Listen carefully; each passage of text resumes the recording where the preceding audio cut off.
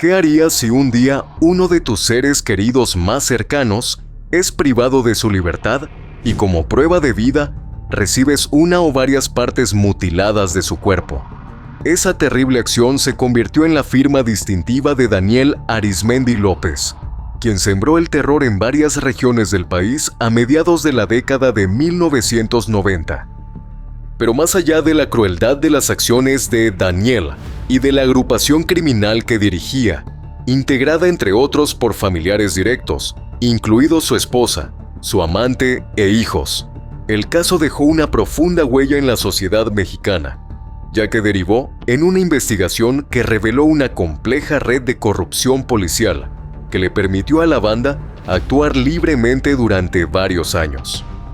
Aquí te contaremos los detalles de la historia del tristemente célebre temible delincuente, que fue apodado por la prensa local como el Mochaorejas y que se convirtió en símbolo de la impunidad. El caso de Daniel Arizmendi López.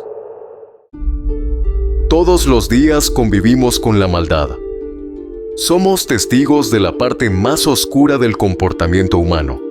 El sufrimiento provocado por un individuo a otros es algo latente en nuestra sociedad.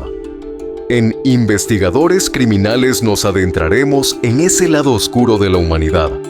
Traeremos a la pantalla los más perversos crímenes y trataremos de entrar en la mente de esos seres que cometen los más terribles actos. Yo soy José y el día de hoy te traigo otro caso más. Para mediados de 1996, el plagio del joven Alonso Hernández, hijo de un conocido empresario, dueño de varias gasolineras, causó conmoción en la opinión pública y puso en jaque a las autoridades mexicanas. Y había razones de sobra para tal conmoción, ya que para ese momento, México se encontraba sacudido por una oleada de violentos secuestros que tenía aterrorizada a la ciudadanía. Al igual que Alonso, las víctimas eran empresarios o miembros de algunas de las familias más acaudaladas del país, a las que se les exigían grandes sumas de dinero a cambio de la liberación de su ser querido.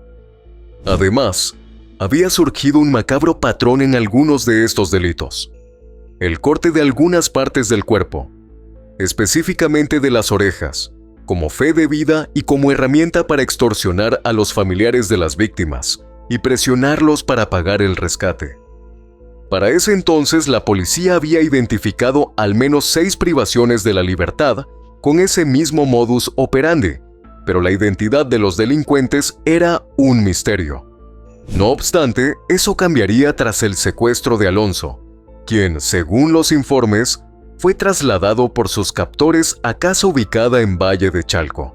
Una vez allí, lo dejaron en una pequeña habitación, totalmente cerrada, que solo tenía una reducida puerta de metal por la que le pasaban la comida. En ese lugar permaneció entre 6 y 7 días, bajo el cuidado de al menos 4 personas. Al parecer, para ese momento la casa era vigilada por oficiales de la policía, y cuando se enteraron, sus cuidadores salieron del inmueble y abandonaron a Alonso en ese lugar. De acuerdo con posteriores declaraciones, el líder del grupo y 2 de sus secuaces llegaron a la casa y lo trasladaron a una vieja discoteca en el Estado de México, que tenía poco más de un mes cerrada. Lo llevaron a la parte alta del establecimiento y allí el cabecilla le cortó una oreja con una tijera de las que se utilizan para trinchar pollos. Los delincuentes metieron la oreja de Alonso en un frasco de vidrio y se lo enviaron a su hermano. Cuando el joven llevaba allí 2 días, a la espera de que su familia pagara por su liberación, llegaron al lugar efectivos de la policía que lograron rescatarlo con vida. Sin embargo, en realidad los oficiales llegaron al lugar siguiendo el rastro de otro desaparecido. Alberto Quiles, hijo del dirigente político Eduardo Quiles, quien había sido privado de la libertad por un miembro de otra banda. Durante el procedimiento capturaron a 3 personas, pero antes uno de ellos logró llamar al líder de la organización delictiva para informarle que el local estaba rodeado, y este se comunicó con el oficial al mando del operativo con la intención de negociar o llegar a algún tipo de acuerdo. El oficial le preguntó dónde podían verse, pero el hombre no cayó en el engaño y ambos cortaron la llamada. Algunas fuentes aseguran que a la discoteca llegó un excomandante de la Policía Judicial del Estado de México, presuntamente con la intención de arreglar el asunto a petición del líder de la banda. Allí, según esas versiones, comenzaron las negociaciones, que incluyeron el pago a los policías de 20,000 a 30,000 pesos por la liberación de los detenidos y otros 150,000 pesos para que ni el cabecilla ni su esposa aparecieran en el expediente.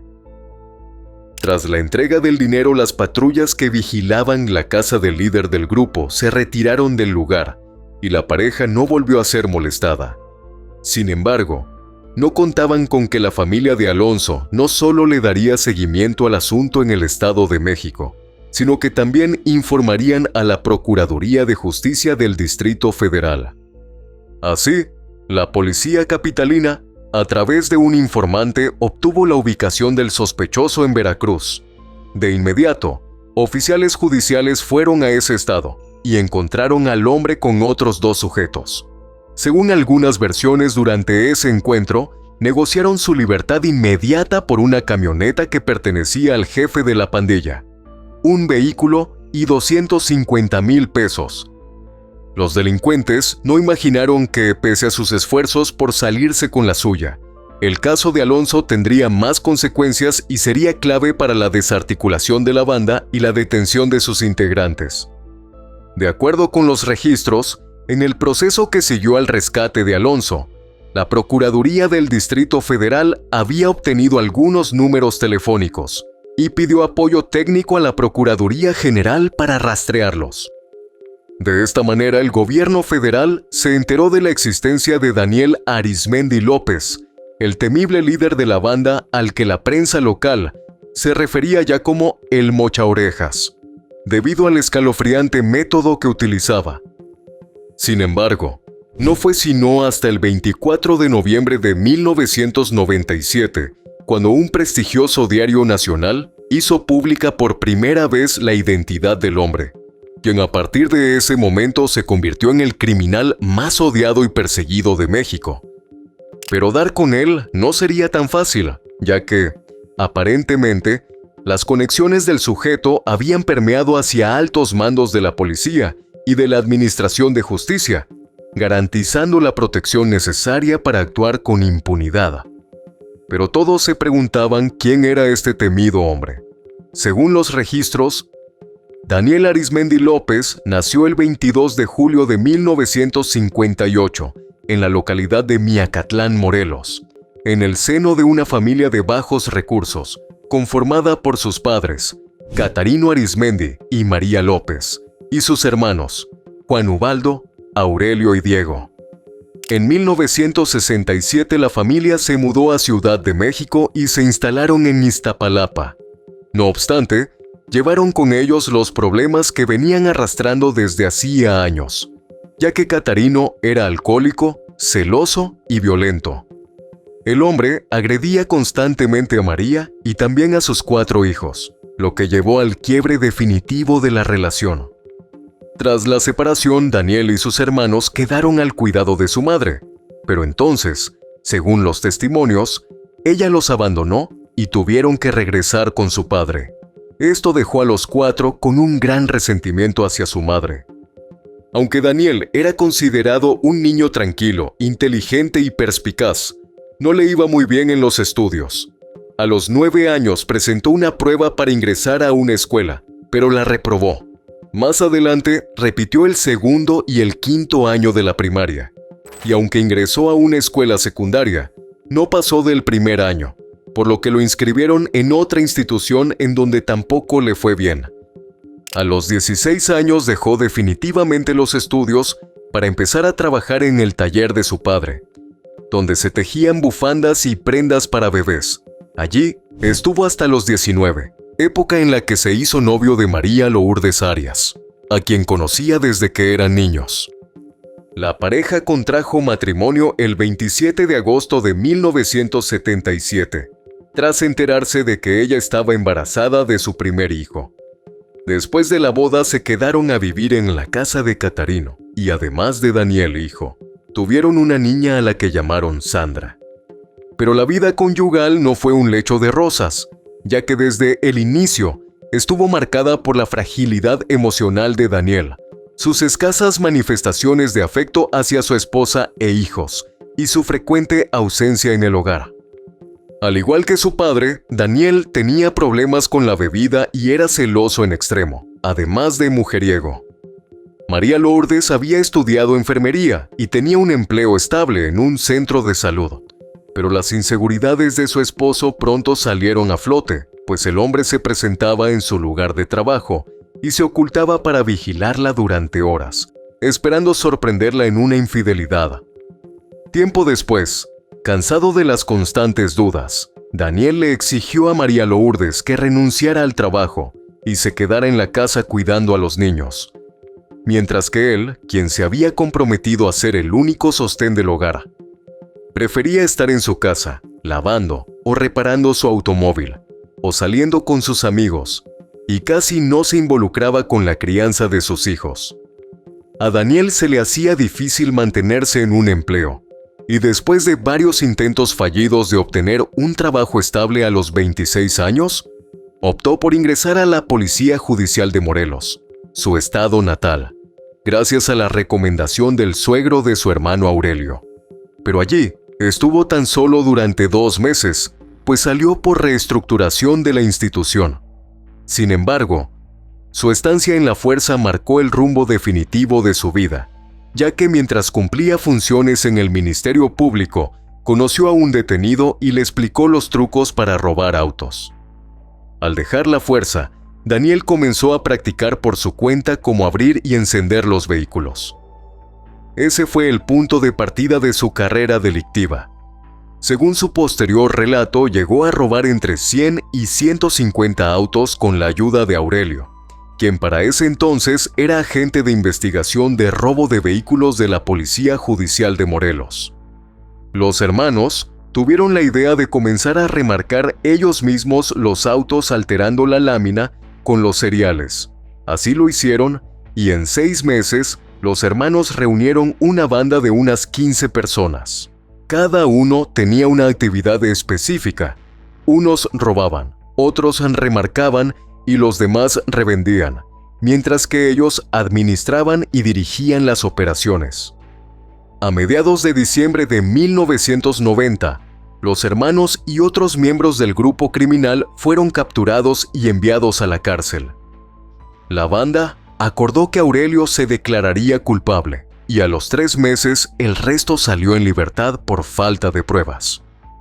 Aurelio fue excarcelado por buen comportamiento el 28 de agosto de 1992 y de nuevo se unió a Daniel en el robo de vehículos.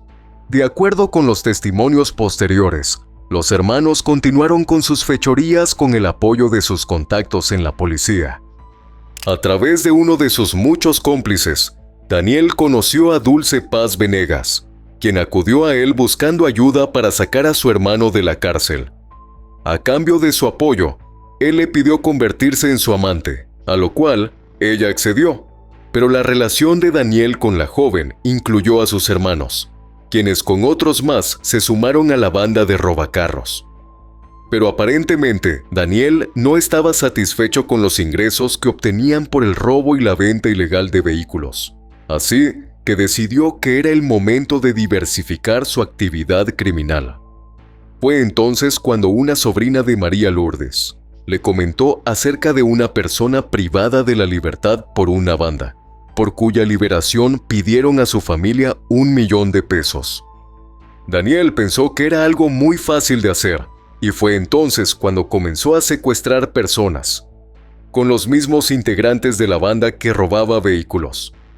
Además de parientes directos como sus hermanos, su esposa María Lourdes, su hijo Daniel y su suegra, también se incorporaron al grupo Dulce y sus familiares. Ella ayudaba a sus hermanos a hacer trámites de gestión de los vehículos y, según su propio testimonio, cumplía labores previas de vigilancia y acompañaba a Daniel. Él la mantenía como su segunda pareja y le compró una casa a la que Dulce se mudó con su mamá, uno de sus hermanos, la esposa de este y sus cuñados. La primera persona a la que le privaron de su libertad fue Martín Gómez Robledo, el 11 de junio de 1995, cuando el hombre salía solo de una gasolinera de su propiedad. Lo trasladaron en una camioneta hacia una casa que también utilizaban como taller para guardar y adulterar los vehículos robados. Los delincuentes le quitaron la ropa a Martín, lo encerraron en el baño, lo ataron de pies y manos, le vendaron los ojos, sin darle comida y agua.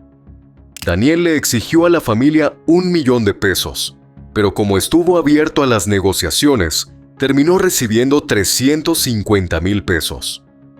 Pero fue con su cuarto crimen cuando comenzó la escalofriante práctica que le ganó el apodo de El Mochaorejas. El 7 de diciembre de 1995, Daniel y sus hombres se llevaron a la fuerza a Leobardo Pineda, dueño de unas bodegas en el municipio de Ixtapaluca, en el Estado de México, por cuya liberación exigió un rescate de 5 millones de pesos. Lo ocultaron en la casa de Valle de Chalco, pero después de 2 meses, su familia no pagaba el rescate, por lo que Daniel le ordenó a 2 de sus secuaces que le vendaran los ojos y lo tendieran boca arriba. Luego, uno se sentó sobre el pecho de Leobardo y el otro sobre las rodillas al tiempo que le sujetaban la cabeza. Entonces, Daniel le cortó una oreja. Luego habló por teléfono con la esposa de Leobardo y le dijo que cerca de su casa había una gasolinera, que fuera hasta ese lugar y buscara en la jardinera una bolsa de plástico con un recado de su esposo, la oreja que le había cercenado. Luego de 3 meses de negociaciones y tras recibir el mensaje intimidatorio, la familia de Leobardo pagó el rescate, que finalmente se había acordado en 1,200,000 pesos. Pero el caso dio un giro cuando la persona que recogió el dinero fue detenida por la policía y el rescate nunca llegó a manos de Daniel, quien, lleno de ira, tomó una decisión drástica. Llamó a la esposa de Leobardo y le dijo que, como no había recibido el dinero, le quitaría la vida. Pese a que ella le juró que había cumplido su parte y le rogó que le devolviera a su esposo, él le dio un día para pensarlo. La mañana del 5 de febrero de 1996, Daniel llegó a la casa, le dio un arma a uno de sus cómplices y le ordenó que le disparara a Leobardo. Después de dejar que su cuerpo se desangrara en el baño, lo envolvieron en una cobija y lo dejaron abandonado en un camino. Al día siguiente, Daniel llamó a la esposa de Leobardo y le preguntó si era cierto que había pagado. Ella le respondió que sí, y entonces él le dijo que lo había dejado libre y le reveló el lugar donde lo encontraría, pidiéndole que se apurara, pues estaba desnudo. Lo que no le aclaró a la mujer era que su esposo ya estaba sin vida. Entre los secuestros de la banda que han trascendido de forma pública están el del dueño de una reconocida empresa de transportes y el de Alonso Hernández, cuyo plagio, como ya mencionamos, fue el detonante para que se diera a conocer la identidad de Daniel.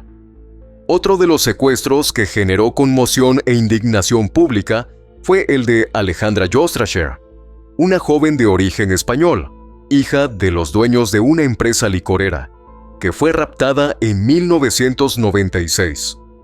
Después de seguirla durante unos 20 días, trataron de sustraerla, pero fallaron.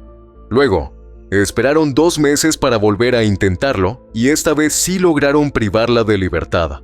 La llevaron a una vivienda donde, después de dejarla solo con la ropa interior, Aurelio la encadenó. Daniel exigió a su padre 10 millones de pesos. La familia nombró un negociador y acordaron un pago de 4 millones de pesos. La banda pidió billetes de alta denominación envueltos en fundas de almohadas, las cuales deberían ser entregadas cerca de un puente peatonal, a la orilla de un cerro en la salida de Puebla. Desde una camioneta estacionada en el sitio, Daniel supervisó todo y observó cómo los negociadores llegaban en una camioneta de doble tracción. Cumpliendo sus instrucciones, la persona que entregaría el rescate debía quitarse la camisa para asegurarse de que no estuviese armado. El hombre, que llevaba consigo las fundas amarradas con un cordel y unidas como alforjas, cruzó el puente y dejó los envoltorios del lado contrario de la carretera. Entonces, Daniel se bajó de la camioneta junto a uno de sus secuaces, quien caminó hasta donde estaba el dinero. Recogió la alforja y se la echó al hombro, pero cuando el jefe del grupo criminal ponía en marcha el motor del vehículo para acercarse y recogerlo, de la otra camioneta descendieron dos hombres armados, que subieron por el puente y dispararon. Daniel repelió el ataque y su cómplice corrió, pero se cayó y fue hasta el tercer intento que pudo subirse a la camioneta que se desplazaba a baja velocidad, pero perdió el dinero. El jefe de la banda estaba furioso y amenazó con matar a Alejandra apenas llegaran a la casa donde la tenían cautiva. Uno de sus hermanos le propuso que mejor le cortara una oreja para obligarlos a pagar, pero él no se limitó a quitarle una sino las dos. Luego se comunicó con el padre de la joven y lo espetó por arriesgar la vida de su hija. Esta vez le exigió 8 millones de pesos, pero le advirtió que ya no haría ningún trato con él y pidió hablar con la madre de Alejandra. La mujer, visiblemente angustiada, le suplicó que no asesinara a su hija y prometió que ella pagaría el dinero. Al día siguiente, ambas partes cumplieron con su palabra y la chica fue puesta en libertad. La brutalidad del crimen generó gran indignación social y la gente exigía que se hiciera justicia. Según medios locales, parte de la opinión pública pedía que se aplicara la pena capital a Daniel. También se difundían versiones según las cuales el grupo era protegido por policías y funcionarios judiciales. La sombra de la corrupción le añadió otra capa de complejidad a la historia. Luego de esto fue que sucedió el secuestro de Alonso, y allí las autoridades ya empezaron a buscar directamente a Daniel Arizmendi López. Otra víctima fue Raúl Nava Ricaño, hijo de un empresario dedicado a la exportación de plátanos. A él lo privaron de la libertad en mayo de 1997, por el cual al padre exigió $3 millones por su liberación, pero el empresario le respondió que tenía las propiedades hipotecadas y no podía cubrir sus exigencias. Lo que Daniel no sabía era que cuando llamó al padre de Raúl, este se encontraba en un restaurante con unos amigos y que uno de ellos llamó al teléfono personal del Procurador General de Justicia del Distrito Federal. Después de hablar con él, lo derivó con el director de la Policía Judicial de la entidad, quien prometió abocarse al caso y que asignaría la investigación a un capitán de esa fuerza. A las 6 de la tarde, Daniel volvió a llamar al padre de Raúl y le pidió que no informara a la policía y que estuviera preparado, pues volvería a llamarlo para decirle el monto del rescate.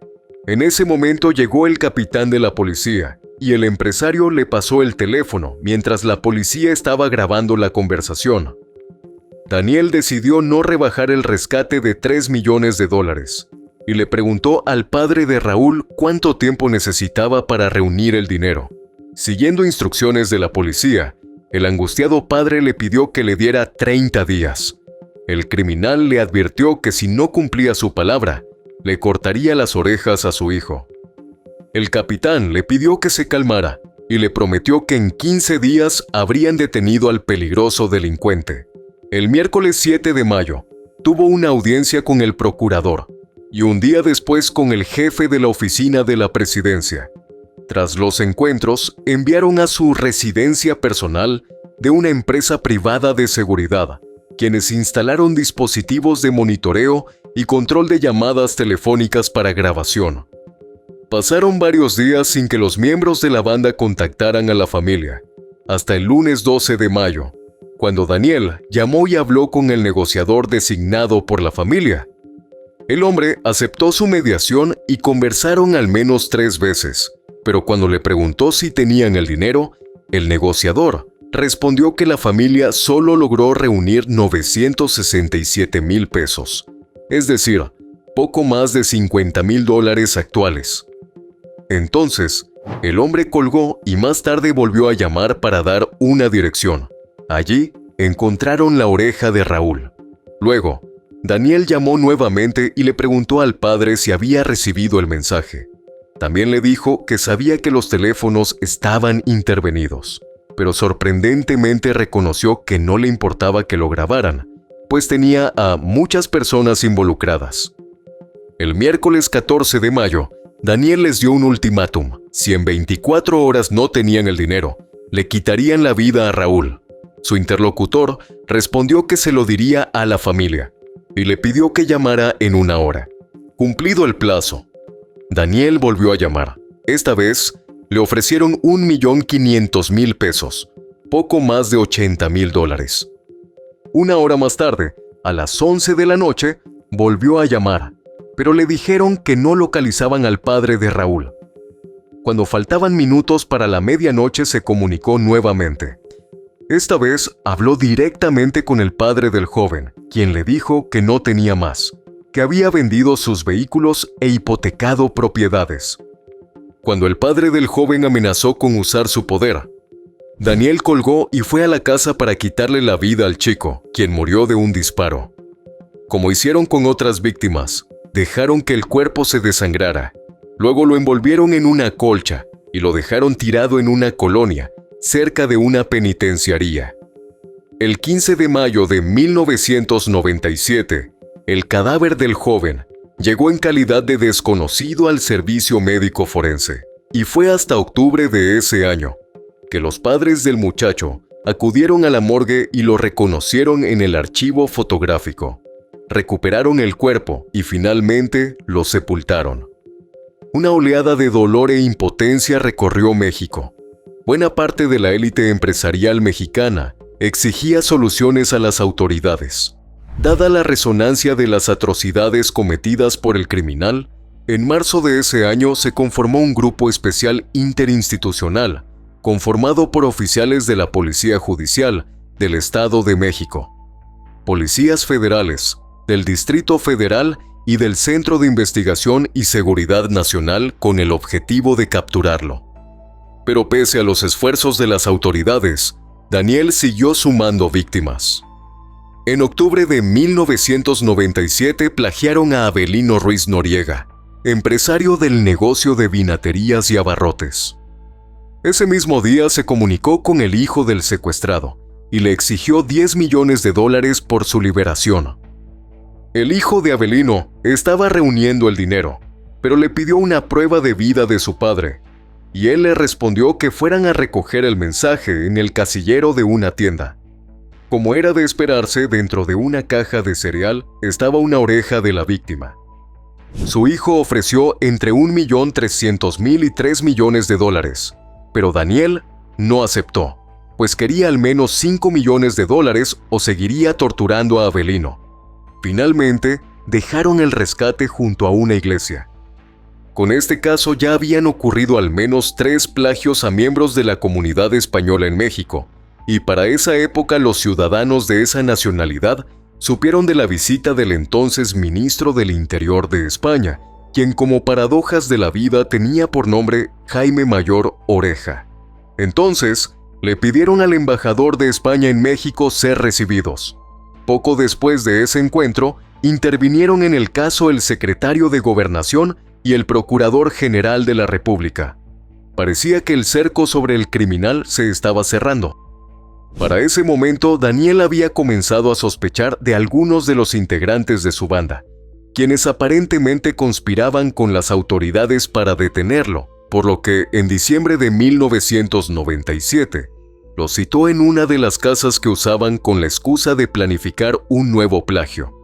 Sin embargo, cuando llegaron al lugar los interrogó y los atormentó hiriéndolos con un arma blanca para que le dijeran quiénes estaban involucrados en el plan para traicionarlo. Al no tener la respuesta que esperaba, los ejecutó disparándoles en la sien. Los maté yo, personalmente. ¿Quiénes eran ellos? No me sé sus nombres. Nomás yo conocía a uno que le decían el Chino. Fue el que llevó a los otros 2. ¿Lo iban a traicionar? ¿Por qué? Por dinero. ¿Formaban parte de su banda? El Chino sí. Los otros 2 era la primera vez que los había visto. ¿Cómo los mató? con un balazo en la sien. Luego, dejó que los cuerpos se desangraran. Les cubrió las cabezas con bolsas de plástico y poco después de la medianoche del 3 de diciembre de 1997, los cuerpos fueron abandonados. Aunque esto debilitó al grupo y ya varios de sus integrantes estaban tras las rejas, llegó 1998 y las autoridades aún no habían descifrado la forma de dar con el secuestrador y asesino en serie más buscado de México. Fue a inicios de 1998 cuando ocurrieron los arrestos claves, los de Daniel Vanegas Martínez, su esposa y su suegra, pues ambas eran cómplices de las actividades delictivas del grupo. Los capturaron en la casa que el jefe del grupo criminal le había regalado a su amante Dulce Paz, quien en ese momento no se encontraba en el lugar. Daniel Vanegas dio abundante información de los hermanos Arizmendi López, como por ejemplo, que el jefe criminal había enviado a su familia a Cuba con pasaportes falsos.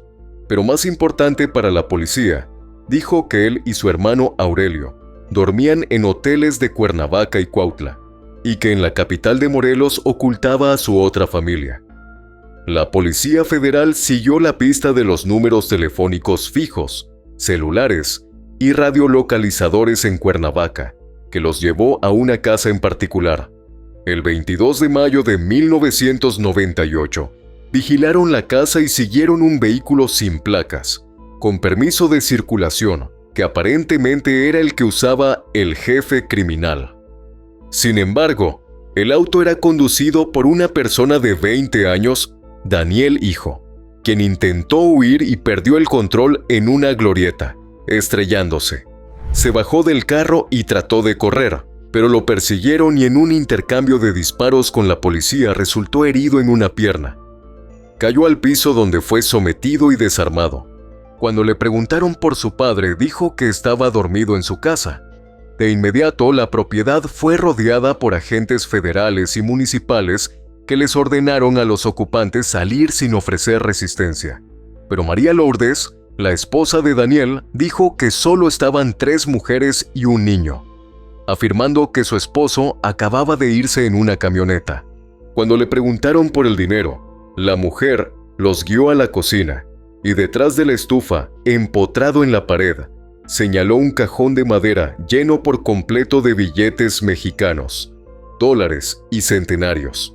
También les mostró maletas de viaje repletas de más dinero y armas de alto alcance. En el operativo, además de Daniel Hijo, quedaron detenidas su esposa, su suegra, su madre María Lourdes y su hermana Sandra Arizmendi, en tanto que el menor, nieto de Daniel Arizmendi, fue entregado al Ministerio Público.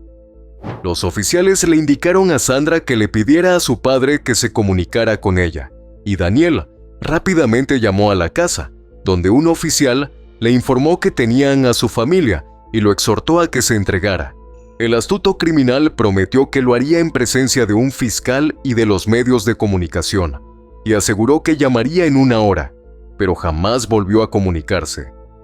En la vivienda incautaron cerca de 50 millones de pesos en dólares y centenarios de oro, con los que las familias de sus plagiados completaban el rescate.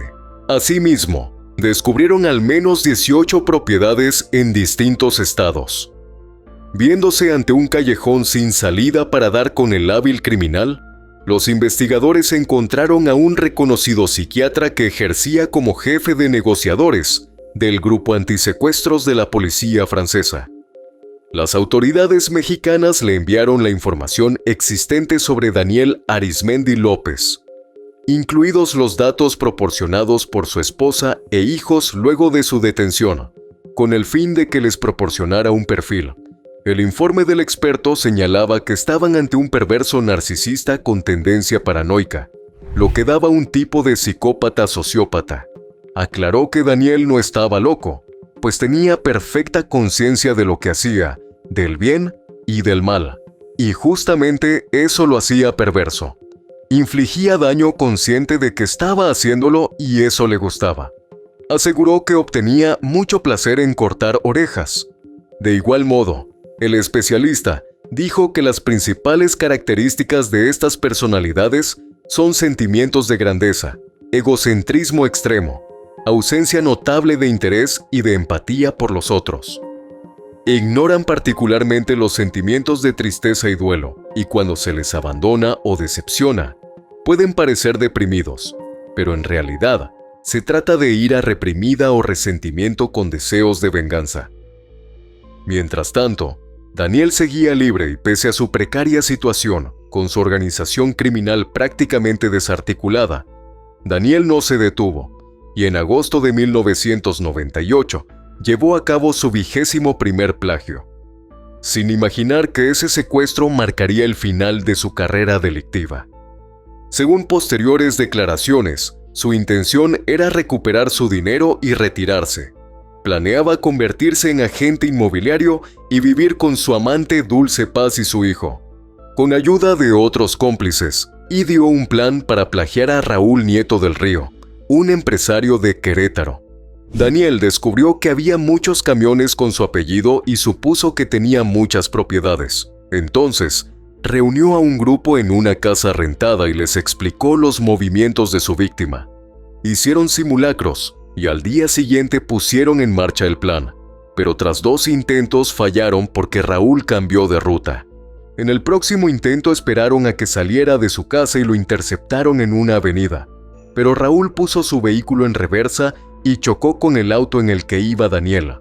El empresario se resistió, pero uno de los sujetos le disparó y abrió la puerta para sacarlo. Pero pese a que estaba herido, se aferró al cinturón de seguridad. El delincuente le dio un culatazo y finalmente Raúl cayó inconsciente al pavimento. Lo levantaron, lo metieron en una camioneta y se lo llevaron a una casa. No obstante, en el trayecto se dieron cuenta de que se veía mal y sangraba mucho. Daniel notó que no respiraba y no tenía pulso. Cuando llegaron a la casa le ordenó a sus cómplices llevando a una habitación al fondo y les dijo que estaba muerto. Uno de los sujetos le preguntó si alguna vez había cobrado rescate por un fallecido, y él respondió que no, pero la idea quedó dando vueltas en su cabeza. Entonces, se le ocurrió cortarle ambas orejas y enviarlas a sus familiares. Luego, ordenó que lo sepultaran en un agujero que había cavado para enterrar una cava donde guardaba su dinero, la cual previamente había trasladado a otra casa. Mediante la revisión del directorio telefónico de la víctima, Daniel dio con el número de la esposa de Raúl, la llamó y le exigió $15 millones con la idea de despistar y que no lo buscaran. Volvió a la casa y después de asegurarse de que estaba enterrado, regresó a Ciudad de México. No obstante, cerca de la medianoche, cuando ya estaba acostado, se le ocurrió que era buena idea cobrar el rescate. Por primera vez, desde que dirigía la organización, le pidió a uno de sus cómplices que llamara a la esposa de Raúl y le preguntara si tenía el dinero. A la mañana siguiente regresó a la casa y pidió que ubicaran a 4 miembros de otra banda conocida como Los Frutos. Cuando estos llegaron, ya él había empezado a excavar en la tumba improvisada y sacaron el cuerpo de Raúl. Daniel se encargó de lavarlo y secarlo y lo puso sobre una colchoneta. Luego, con artículos que mandó a comprar, lo maquilló, le puso suero en uno de los brazos con cinta adhesiva y encima le puso un periódico del día.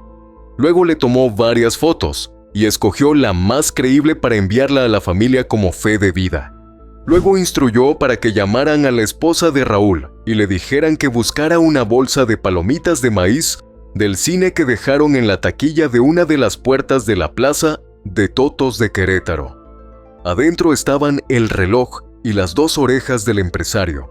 Alrededor de las 9 de la noche, Daniel habló con el tío de Raúl y le dijo que si para la medianoche no le habían pagado los $15 millones, le quitaría la vida.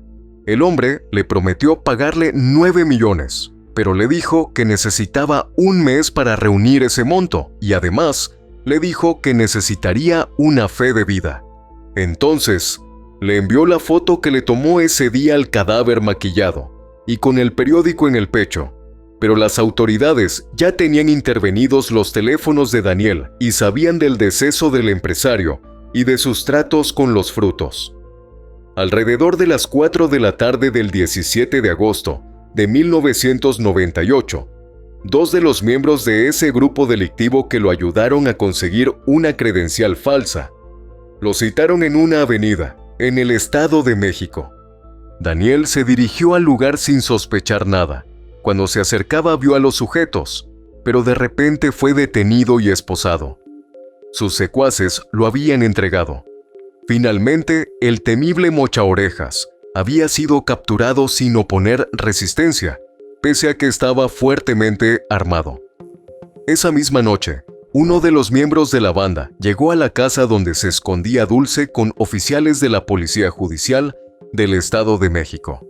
Los agentes descubrieron la cava con el dinero contenido en un saco plástico color blanco y un portafolio negro con una cerradura de combinación. Ella se negó a dar la combinación, pero cuando, según su testimonio, la amenazaron con cortarle las orejas a uno de sus hermanos, finalmente accedió. Según declaraciones de Daniel, la cava contenía 8 millones de pesos en billetes de 200 y 500 pesos, y en el portafolio había $400,000 americanos. Ese dinero fue sacado por la Policía Judicial del Estado de México, y según dijo, la cantidad que se reportó era inferior a la que él aseguraba. Daniel Arizmendi López y cómplices fueron procesados por secuestro, homicidio calificado, delincuencia organizada y posesión ilegal de armas. El líder del grupo criminal admitió la autoría de 21 plagios y 180 mutilaciones, pero la prensa local afirma que podría ser responsable de al menos 200 secuestros y de al menos 4 asesinatos. El 22 de agosto de 2003, un tribunal federal lo sentenció a 393 años de prisión, con una pena efectiva máxima de 50 años según la ley mexicana vigente en esa época. Su hermano Aurelio y otros miembros de la banda recibieron penas similares. En 2022, un tribunal unitario revocó una sentencia de 40 años a Daniel y Aurelio por 5 secuestros, argumentando que fueron víctimas de malos tratos para obtener confesiones. Los hermanos obtuvieron un amparo, pero no fueron liberados debido a otras acusaciones acumuladas, con penas equivalentes a 100 años. El proceso fue reabierto con participación de reconocidos abogados y quedaron pendientes solicitudes de amparos. Daniel Arizmendi López permanece preso en el Centro Federal de Readaptación Social El Altiplano, en Almoloya de Juárez, Estado de México, cumpliendo una sentencia efectiva de 145 años. Acumulada de múltiples procesos, su hermano Aurelio comparte situación similar. Los amparos están en revisión, pero no hay indicios de libertad inminente. La banda fue desmantelada con la mayoría de los cómplices encarcelados o liberados condicionalmente. El caso del infame criminal conocido como el Mochaorejas generó un trauma colectivo en México durante la segunda mitad de la década de 1990, simbolizando la impunidad y crueldad del crimen organizado. La cobertura mediática, incluyendo entrevistas televisivas que ofreció desde la cárcel, amplificó el terror provocado por sus acciones, que buscaban normalizar las mutilaciones como táctica en secuestros posteriores. De hecho, en algunas de esas declaraciones, Daniel afirmó que mutilar las orejas de sus víctimas era un vicio, y que para él era algo normal como cortar pan, que no sentía miedo o repulsión al hacerlo. Sorprendentemente, en una de esas entrevistas declaró que merecía la pena capital, como una forma de expiar su culpa y darle cierto alivio a las familias de las víctimas. ¿Y qué castigo cree que merece usted y su banda? Lo dije hace un rato y lo repito, ojalá existiera la pena de muerte. ¿Por qué? Pues sería un bien para alguien que va tantos años en la cárcel y que lo maten, y para la familia, para que quedara, pues pienso que no contenta, pero algo justo, ¿no?, de lo que se hace. El ascenso de Daniel Arizmendi desde la pobreza extrema y el abuso familiar al liderar una red sanguinaria de secuestros y asesinatos ilustra cómo factores socioeconómicos y culturales alimentan la delincuencia. Si bien su captura marcó un avance en la lucha contra este terrible delito, su legado de violencia persiste en las familias de las víctimas y en el imaginario mexicano, como un recordatorio de la necesidad de fomentar la prevención integral y la justicia efectiva para erradicar crímenes tan devastadores como los que hemos narrado. Y bueno, querida audiencia, hasta aquí una investigación más. ¿Qué opinan del caso de hoy? Nos gustaría mucho leer sus comentarios, ya que su opinión sobre los casos es muy importante para nosotros. Recuerden siempre hacerlo con el máximo respeto posible, tanto para la víctima como para los demás espectadores, y nosotros que los estaremos leyendo. Antes de irte, deja tu me gusta y suscríbete si aún no lo estás. Tampoco te olvides de compartir este video si crees que a alguien que conoces le puede interesar. Nos vemos hasta otra investigación criminal. Adiós.